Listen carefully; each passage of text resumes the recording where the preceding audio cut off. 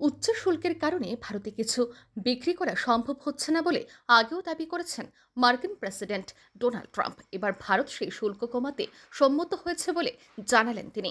ইতিমধ্যে পারস্পরিক শুল্ক আরোপের কথা ঘোষণা দিয়েছেন ট্রাম্প। সেই তালিকায় রয়েছে ভারতের নামও। তারপরে ট্রাম্প দাবি করলেন ভারত তার শুল্ক উল্লেখযোগ্যভাবে কমাতে সম্মত হয়েছে। হোয়াইট হাউস থেকে ডোনাল্ড ট্রাম্প তার বক্তব্যে বলেন, ভারত আমাদের উপর খুব খুশি শুল্ক আরোপ করে। ভারতে প্রায় কিছুই বিক্রি করা যায় না, তবে তারা রাজি হয়ে গিয়েছে। এখন শুল্ক কমাতে চায় তারা। আমেরিকার পণ্যের উপর উচ্চ শুল্ক আরোপ করার জন্য কানাডা এবং ইউরোপীয় ইউনিয়ন সহ বেশ কয়েকটি দেশের সমালোচনা করেছেন ট্রাম্প। ট্রাম্প দাবি করেছেন যে এই দেশগুলি বছরের পর বছর ধরে শুল্ক বাড়িয়ে আমেরিকার থেকে সুবিধা নিয়েছে।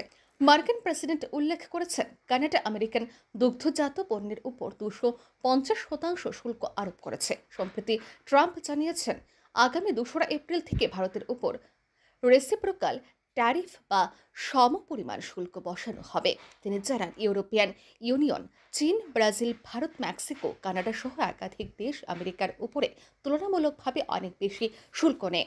এর আগে ফেব্রুয়ারিতে ট্রাম্প কানাডা এবং মেক্সিকো থেকে আমদানিতে 25% এবং চীন থেকে আসা পণ্যের উপর অতিরিক্ত 10% শুল্ক আরোপ করার কথা ঘোষণা করেছিলেন। একই সাথে ভারত পারস্পরিক শুল্ক আরোপের পরিবর্তে আমেরিকার সাথে দ্বিপাক্ষিক বাণিজ্য চুক্তি করার উপর জোর দিচ্ছে।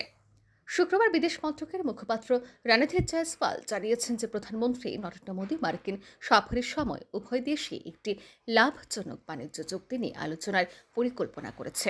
সেখানে বলা হয়েছে যে উভয় পক্ষই বিভিন্ন ক্ষেত্র দ্বিপাক্ষিক বাণিজ্য চুক্তির বিষয়ে আলোচনা এগিয়ে নিয়ে যাচ্ছে। ব্যুরো রিপোর্ট, আর ই নিউজ।